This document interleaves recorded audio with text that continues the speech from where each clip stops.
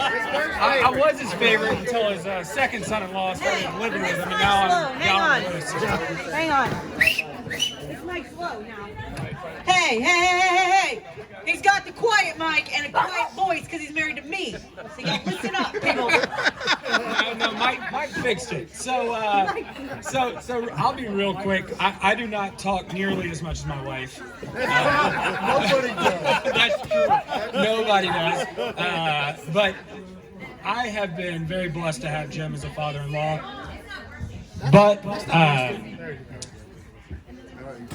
in my 10 years of marriage to his daughter, probably we've had 5 real fights, and 4 of them have derived from Jim. The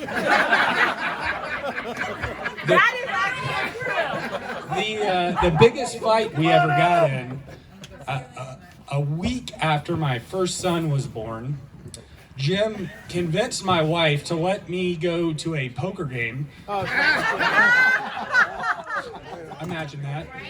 At Stars and Stripes for Tariq's son. So we go there at about 7 o'clock after a bunch of convincing. And one game turned into jumping into Mike's truck and going back to Mike's house and staying there until about 3 a.m. My wife calling me about 300 times. Wait, you picked up the tacos on the way. We picked up tacos, destroyed Mike's brand new truck. Brand new 5 days old. I was killing everybody in our 5th game of the poker match that night. My wife somehow calls Jim and hears Knuckles barking in the background. Thank you, Knuckles. So she knew that we were not at Stars and Stripes at this point. We were at Mike's basement, which was next door. And she comes storming in. And she just gave me the look, and I didn't even say anything. I just got up and walked. She grabbed us both by the ears. But I have to thank Jim for that night because he kind of saved me. I had drank enough where I don't remember this. I just went straight to bed. But Kristen was so mad at me that she looked at Jim and said, "You are the worst influence on my marriage of anybody in this world." So cheers, Jim, because I got a hell of a lot less flack for that than I should have. The next day they moved to Florida. That's not true. I had Colton a week old. I got a quick story about how me and Jim met. As you've heard Jim mention Mississippi. We both came through Jackson, Mississippi Hub in I started in 85, he started in 86. And when I first met Jim, he wouldn't talk to me for 2 years.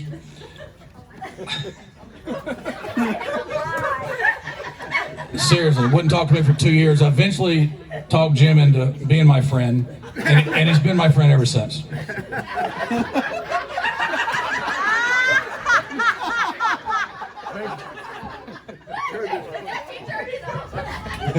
Thank you, Mike, for being kind. He didn't say anything about when I almost burned his house down in his deck. Thank you, Mike. Oh, yeah. When I first married Dana, and this was 32 years ago. The first fight we ever got in. She was furious.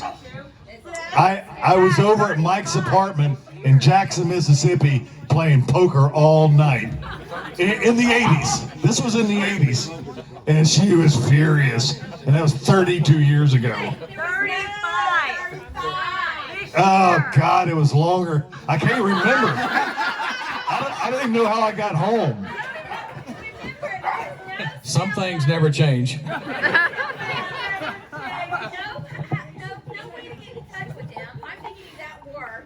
Well, they didn't make cell phones. It's not my fault. The important thing is you're not angry now, right?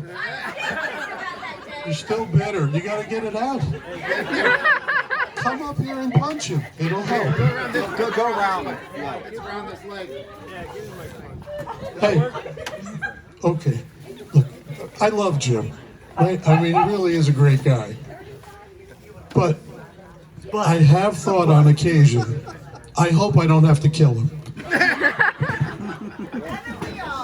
Right. He can run 20 miles through mud with barbells stuck up his ass while midgets shoot water at him, right? I mean, he's basically a fucking Terminator, right? And so my concern is, what if he goes rogue, right? I don't think we have the technology to take him out at this point, right? Now, luckily, up until now, right? Like most Cajun boys between the ages of 8 and 10, Jim was introduced to bourbon. And bourbon, like kryptonite with other superheroes, has had this amazing, soothing influence on him, which will aid him in staying calm, things are funnier, go to sleep, you know, or as some haters say, pass out piss-face drunk, right? Whatever. The important thing is, we don't have to kill him because all of you good people brought enough bourbon to keep him placated for the next few weeks. No angry Jim. Mother's milk. I want to add to the Adam story because that's one of the stories I was going to tell. We like I said, we went to, I forget whose it was at Stars and Stripes. Tariq's. But we came back here, and Adam had all the chips, and Jim was, motherfucker! he was on fire. Kristen showed up and grabbed Adam, and Jim had opened his mouth. He's like, look at him below! Look at the fucking in here! Jim's feet were higher than his head when Kristen grabbed his ear and dragged him through the door. I've never seen anything like a grown man get taken out of a house by a 20-something-year-old daughter. We all sat there in amazement for like 10 minutes and couldn't speak. Hey, Gary, this never has happened in poker. They felt so bad for me the next day. Mike came over and gave me my money back. Mike had to fix a hinge on the door that Kristen broke open with her foot. She kicked the door open with I her foot. had a 1-week-old preemie baby next door, and I'm like, I would call, and Dad would answer, oh, we're still at Stars and Stripes, we're fine, we're good. Oh, no, you can't talk to Adam, hang up. And then, like, I'm calling Mike, oh, I don't know where Dad is, oh, I see them, let me call you back, hang up. And I'm like, I'm pacing the thing, I'm like, when they get here, and I'm like, I call him again, and Adam's like, oh, we're nowhere, and they're eating tacos in the car. And I'm like, he's eating tacos, he's in the freaking taco. He's like, no, we're at Stars and Stripes, hang up. So then I call, and Dad's like, oh, he's fine, he's still he's doing good, he's winning. And then I hear, arr, arr. And I look at my mom, I said, Dad's fucking knuckles. I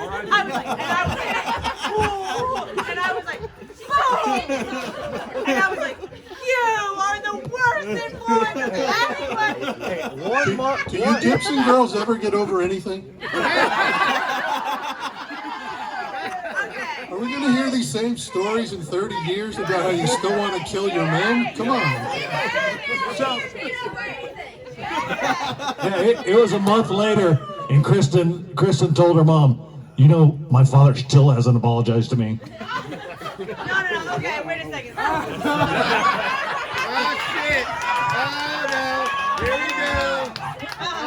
Sorry, Dad. So, you know, Adam comes in and he's like, oh, babe, I'm fine. He's like, I'm fine. I'm like, get in the bed, babe. Get in the bed. And he's like, babe, I love you. Please divorce me. I'll never do it again. I'm just your dad. It was your dad the whole time. Hey, blame it on the dad. He goes, babe. He's like, babe, I ate tacos. He ate. He's like, I think I'm gonna throw up. I was like, get in the bed, get the bowl. So then Dad, a little bit later, he opens the door. I'm sitting on the couch with Mom. I was like, get him, get his ass. Dad comes in. Dad walks in. He's like, he grabs the handrail. He starts walking up the stairs. Halfway, he looks at me, and he said, honey. And I said, don't you dare. And he said, I'm going to bed. And he continues climbing, and I was like, that's right. Get your ass upstairs. Get your ass upstairs. And that was the next morning. And I was like, I'm so sorry. Mike's like, here's your money back. Here's your money back. Love you, Dad. For real though, that was one of like 600 stories. Roasting for me could go on several days, so get comfortable. So everyone sees that deck up there, and there's the black tile up there, right? Everyone sees that black tile. So Mike's backyard used to be just that deck 10 years ago. It was just that deck and that little thing. We used to sit around that with a fire, and that's where we hung out. Well, so one night, playing poker and drinking whiskey, and Mike goes, Jim, start the fire. This was when Mike was still working late nights. Yeah, as he did. yeah. And one of us would come over and usually start the fire and get it going and open the TV thing and, you know, let Mike finish up work. And so Jim that night, you know, decided I'm going to start the fire. And Jim's not the best at starting fires. Just doesn't have the skill. We'll put the tiki torch. We'll put a gallon of tiki torch. We'll do the little fire logs. We'll put 20 of them on there. Well, this night Jim said, I'm going to take gasoline. So Jim takes a thing of gasoline on the fire and throws it on the fire. And of course the gasoline comes back, drops the container. There's fire. He blew up Mike's deck, basically. So that whole area where the fire pit is, Mike had, all the boards were burnt out. We had a fire going on underneath with all the leaves in underneath. We got the hose going. Jim, I got it. We're good. I got it. Don't tell Mike. Yeah, it was actually worse than that. It was worse than that because I tried tiki fuel and put it on there, and the tiki fuel was starting to go out. And I said, "Oh shit, it's gone out." I'll flash a little gas on it. So I go over and I get the 5-gallon can of gasoline, which is full. And I'm gonna like splash some gas on it, throw a match, right? Well, I didn't know it, but the fire was still going underneath the logs. So I do that, and it flames up, and I'm like, that'll get it going. And I look down, and there's flames shooting out of this 5-gallon container I'm holding. So I scream like a little 2-year-old girl and throw this thing up in the air, and it hits and explodes, and it's going bloop, bloop, and the gas is just bloop, bloop. I'm like, oh my God, and fires everywhere. And you know, I put it out on top, and I'm like, oh, I got the fire out. We're good. Don't tell Mike. You guys don't tell Mike. Hey, look, and underneath the deck is glowing. It's glowing underneath. And I'm like, oh God. So now I've crawled underneath the deck with a hose, and I'm trying to get this inferno out underneath the deck.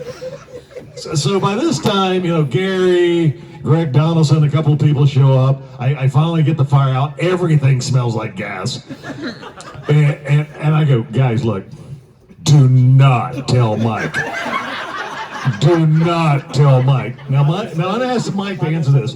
Mike, what happened later that night at poker? It was actually the next day. By the time I got off work, it was pitch black. I couldn't tell anything. So the next night, it was a league night, and we get started. And there were no less than 15 people said, Mike, we got to talk. There were so many people threw Jim under the bus that night. So then in front of everybody, I made an announcement that says, Jim, is there something you want to tell me? I think Jim brought like 5 guys into poker that night. I swear to God, don't tell anyone I'll buy you into poker tonight. Don't tell anyone I'll buy you into poker tonight. They all told.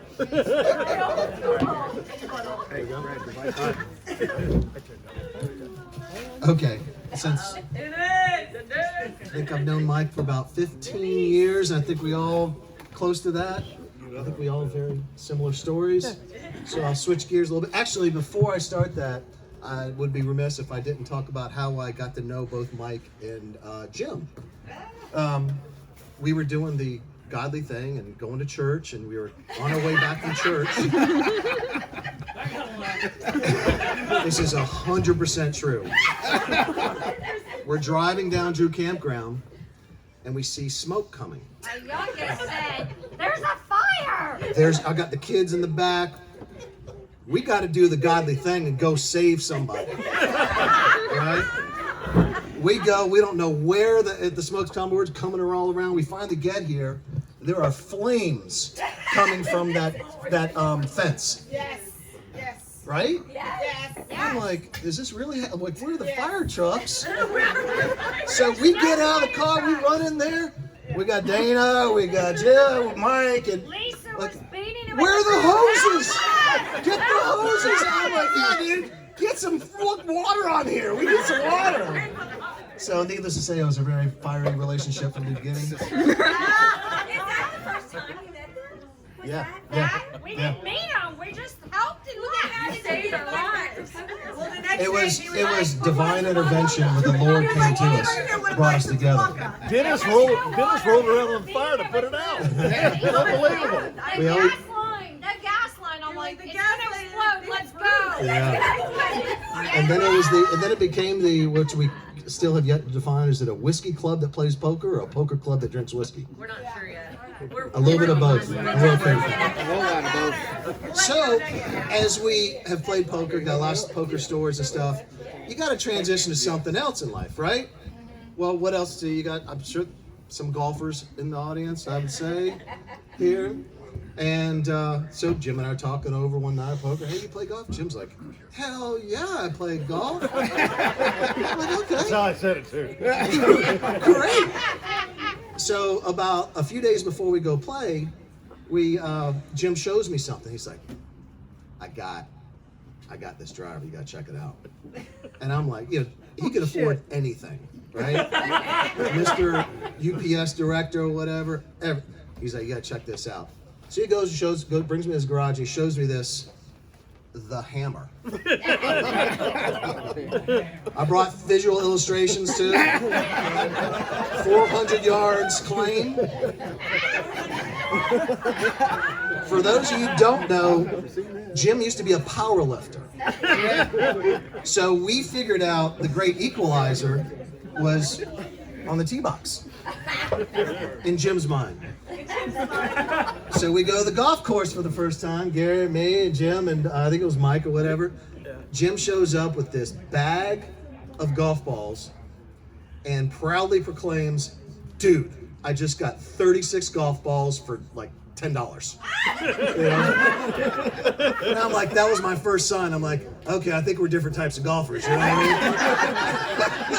mean? But on the tee box, Jim thought he was the PGA professional, and he loved to swing. That boy, he was a swinger in every single way on the golf course. That boy he swung as hard as he could on every single tee shot.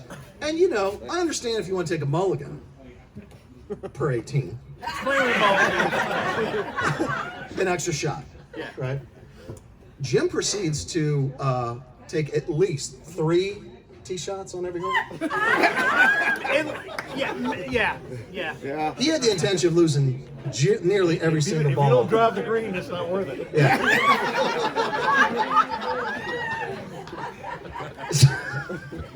There's a bunch of people laughing out here. I've played golf with every one of you. So Jim would proceed, typical hole. Jim plows 3 balls. One of them, hopefully, we're all praying one of them gets to the fairway. It's like, please, it's like really far, but that way, whatever. Yeah, if I got to drop one, that ain't a problem. And invariably, we walk off the course, we walk off the hole, typical hole, and we're like, Jim, what'd you get? Par. Bogey, par. Gary and I would look at each other going, oh, par it is. It's a bar. And then to add on to that story, there's nobody Dennis won't that play with me anymore. there's nobody that fuels the golf fire on the tee box for Jim as much as it is Adam. Adam, We have a similar game. If you haven't noticed, he's got some muscles. He's got some, he can power through that stuff. He saw it as a great opportunity to show his muscles on the tee box. And these guys both brought 36 balls every time. we play golf. Right? Every single time, right? With par golf every time. Hold on. And each of them had like 20 golf clubs in their bag when you're only supposed to have 14. Yeah, they have 3 drivers, 2 putters. There's rules about that. You gotta live. You gotta live life. So that's my golf story. I got one other one, but I'll pass along. All right, I'm Brad. I've got I do a lot of the mud runs with Jim. So Jim came up, it was like 2013 or something, and he said, "Hey, who wants to do this tough butter thing?" Okay, I'll do it. So we've been doing them ever since, but the fun time really started when we went to Kentucky. So your daughters love you, your friends love you, and all that.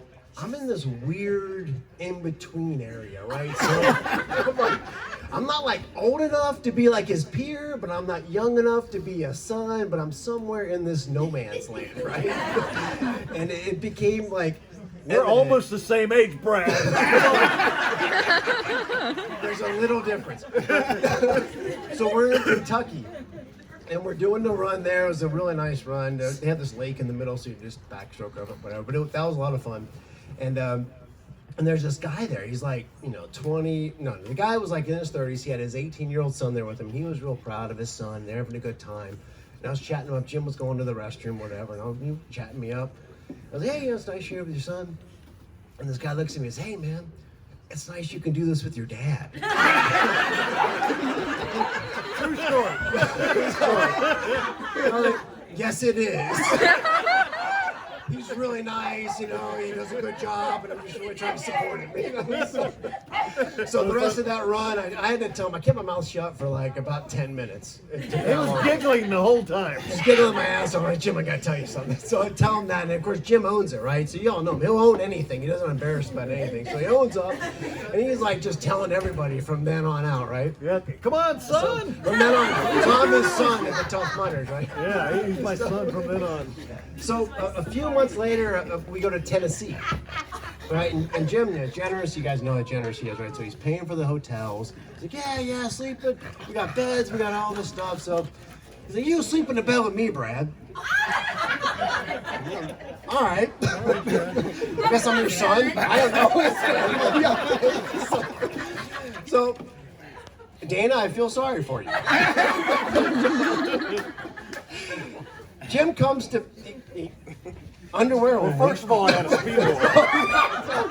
Like, there's 2 dudes in a bed, right? There's different rules, right? There's like some sort of unwritten stuff. You're like supposed to wear clothes, right? No. Jim shows up with underwear only. Tighty whities or boxer briefs?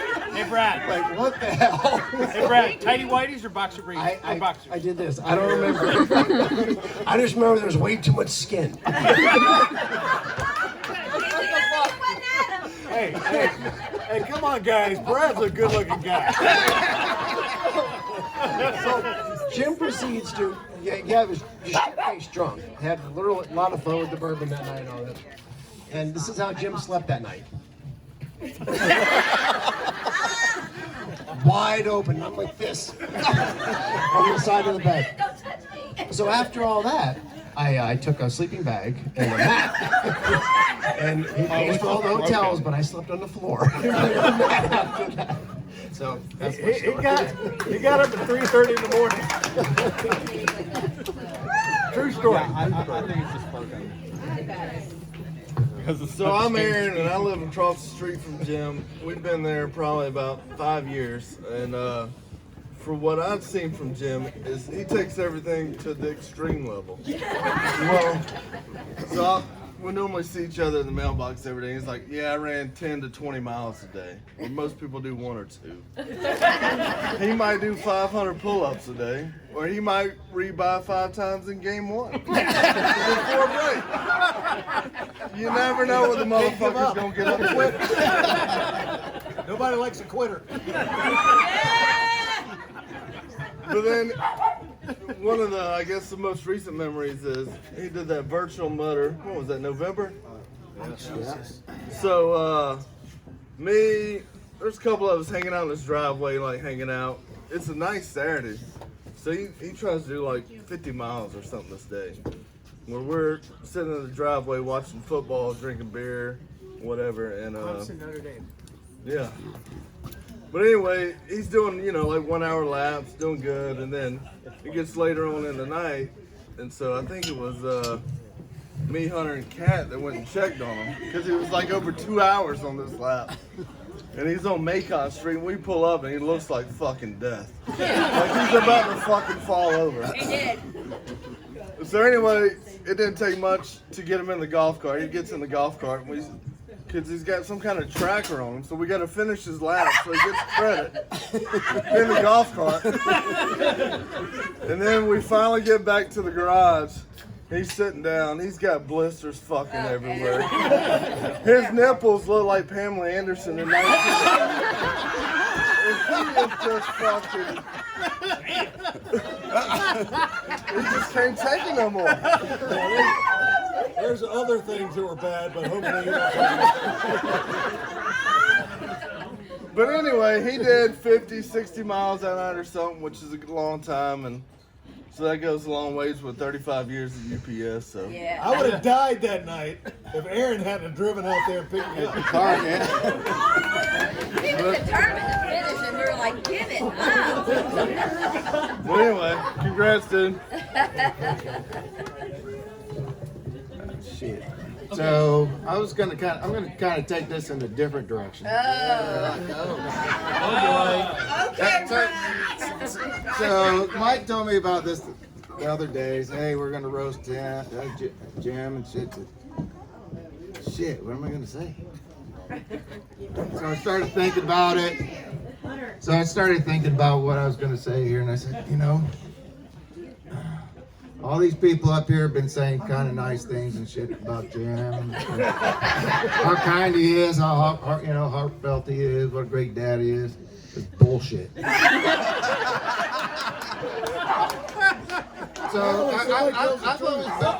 I've always been an observer of people and what they say and what they do and things. Right? I've observed two things about Jim. The first one, Eddie, is that he's a fucking cheap used car salesman. I'll show you. He'll sell you a car for your blind, dead grandmother, and then expect you to buy the keys too. Right? So I say this because I've run some of these Tough Mudders, unfortunately, and he sells it. You guys that run Tough Mudder, the fucker will sell it to you. Oh man, we're gonna have fun. We're gonna help each other out. It's only a couple miles. Oh, you're gonna have so much fun.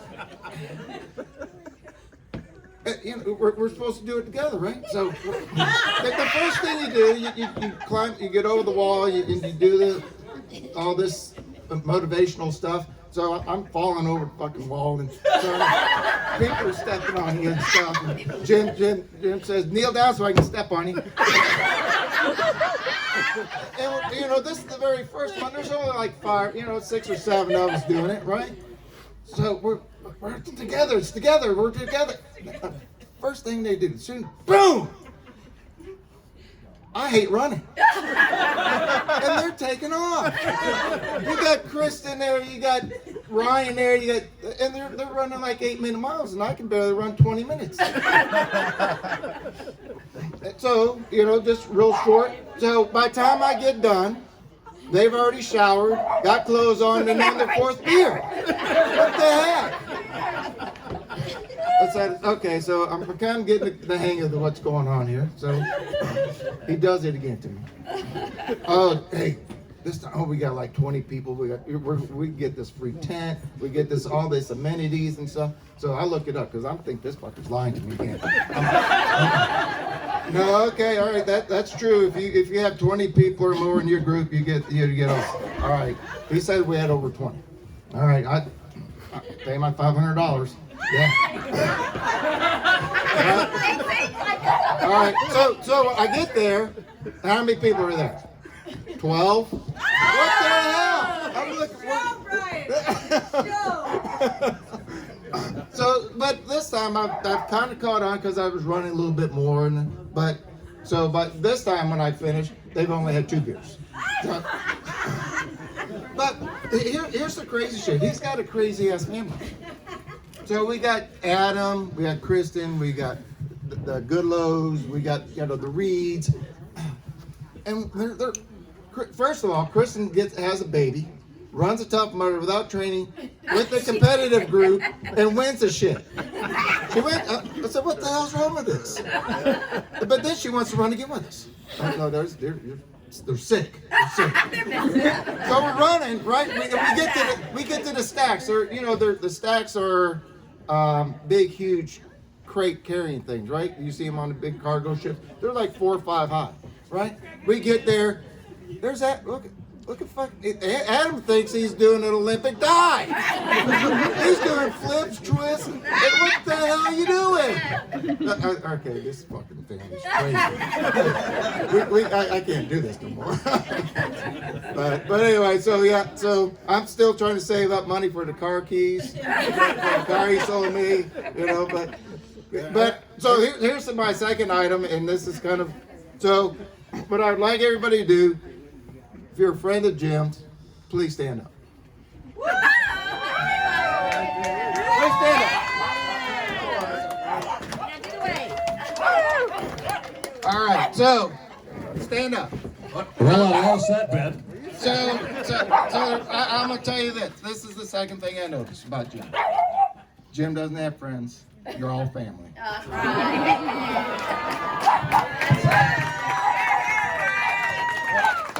Brian, I got one last question for you before you quit. In poker, who wears the best gi?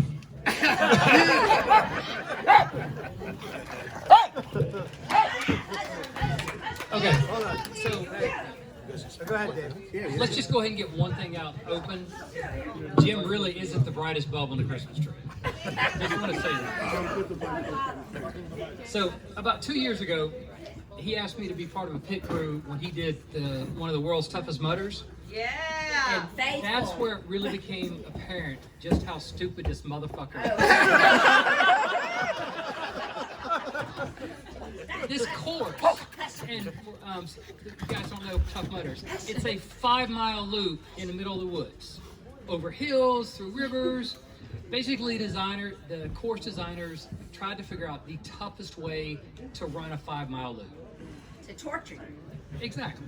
But then you get the stupid part. That's just dumb. Then you get stupid. Let's put obstacles in the middle of the way during this loop. One of these obstacles is a 50-foot tall A-frame that they threw a fucking cargo net over the top and say, hey, you guys have nothing better to do, climb up to the top and go back down to the bottom. Why not? Another one, this is one of Jim's favorites, were the logs. They take telephone pole-sized logs, put them 6 feet in the air, and say, hey, climb over the top of them. Nope, there's no ladders, no step stools, no nothing. Just climb over the top of them. And when your dumb ass gets to the other side, you turn around and realize that there's 7 more logs. You do it all over again. Stupid. Another one was a swim. You had to swim through these stupid tunnels for about a series of tunnels for about 150 feet in the middle of a lake. Hey, you're running 5 miles in the woods. Who doesn't want to do this soaking wet? Yeah. And freezing cold. How cold was it? I'm getting to that part. That's coming. Towards the end of the course, if you still have any brain cells left, the designers took care of that. They had this 50-foot long gauntlet about the length of this deck right here, with 1,000 wires hanging down, hooked up to an industrial strength cattle electric fence that you get to run through. So much fun. So much fun. Yeah. So about once every 1 to 2 seconds, you get to see Jim dance a little jig as he gets hit with 120 volts. Really fucking stupid, but actually, to tell you the truth, it was kind of fun to watch. But the best was the stacks. You can't make this shit up. Seriously. You know those big metal cargo containers people are now making tiny houses out of, about 10 feet tall? I got a great idea. Let's stack 5 of those on top of each other. But they got to be able to get up there. So let's stair step those down and have these guys climb all the way up to the top. Well, how do you get down? Hey, let's dig a little mud puddle at the bottom. So they have to jump off into the mud puddle.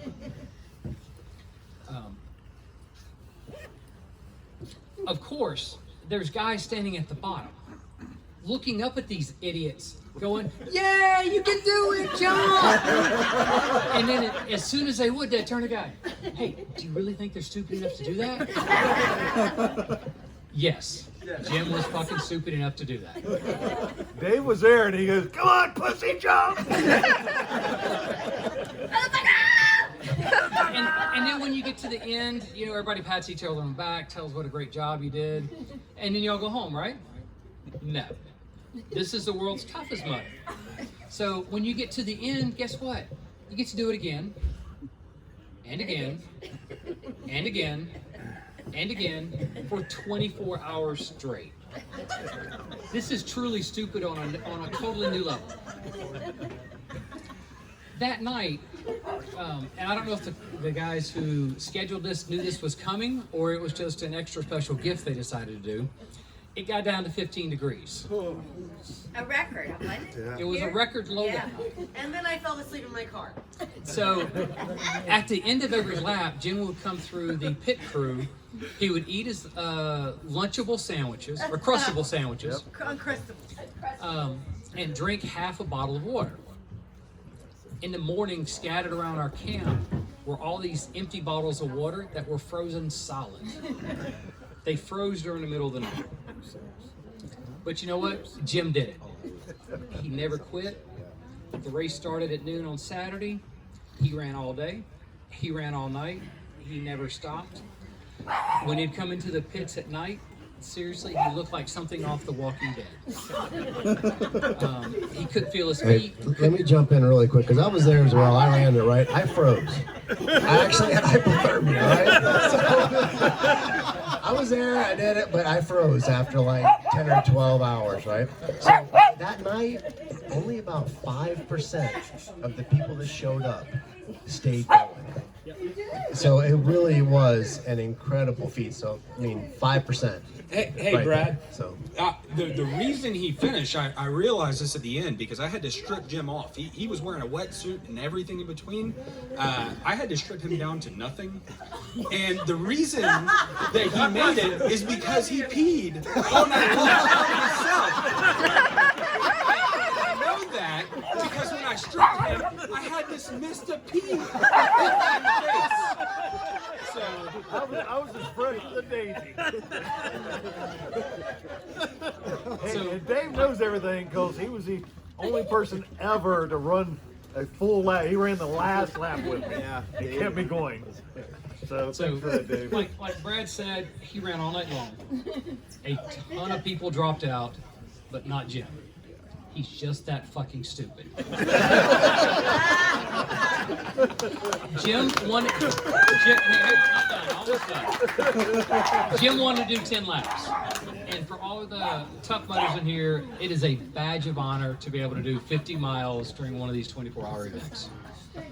In the morning, when Jim was finishing up his 9th lap, there was about 2 hours to go, and he looked really rough. We really didn't know if he was going to be able to finish another lap, much less do it in 2 hours. So when he went out, I went out with him. I got to talk to him as he went. We talked about the course. We talked about everything that happened to him at night, about how cold he was, anything I could do to keep him talking, just to keep him moving. Jim, I was truly awed to run that lap with you. Watching you do every obstacle, never stopping, never complaining. You had a smile on your face the entire time. And yes, I was one of the guys to stand at the bottom of the stacks going, "Come on, dude, you can do this." Jim finished that 10th lap with time to spare. So everybody, Let's raise a glass. Even though, Laughlin, Nevada. even though Jim is a crayon-eating, stupid motherfucker, he is an incredible guy, and I feel fortunate to have him as a friend. Thanks, brother. You're there, man. Dave, keep me going. In just a few months, Laughlin, Nevada. We're gonna do 24 hours. We as in you and Jim. Ryan is already coming. We got him a pit crew shirt. Where did he go? He ran away?